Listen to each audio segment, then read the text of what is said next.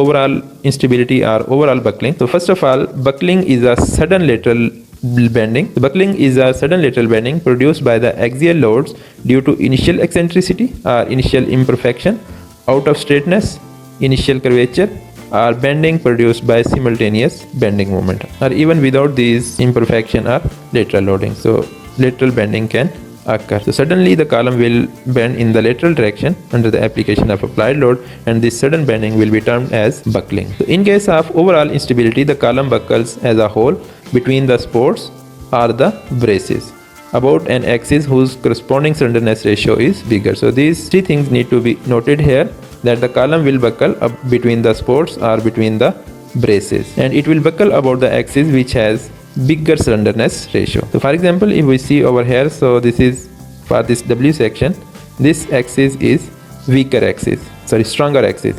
So column can buckle about this if it buckles like this between the supports, or the second possibility is it can buckle about the minor axis, this axis.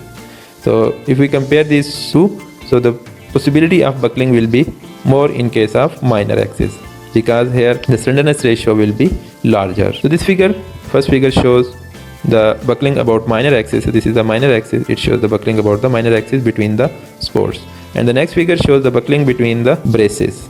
So here we have brace. So this brace is about major axis or stronger axis. So this is our stronger axis, the brace will be perpendicular to this. So here we can see this is our major axis, the brace is perpendicular to this axis. So if bracing is provided in this way, so it will buckle between the braces about the major axis. And this figure shows the bracing about minor axis. Here the bending will be about this minor axis and bracings are perpendicular to it, and the column will bend between these braces.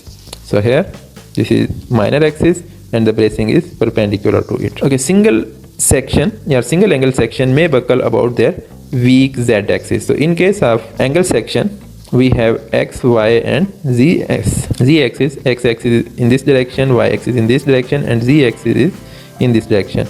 So this section will be weak about this Z axis. If it is weak about this Z axis, it means its slenderness ratio about the Z axis is larger, so it will buckle about that axis. So here we can see it is bending about the Z axis. It is not about X axis or Y axis, it is about Z axis. So this is the case in case of unsymmetrical section having non-zero product moment of inertia.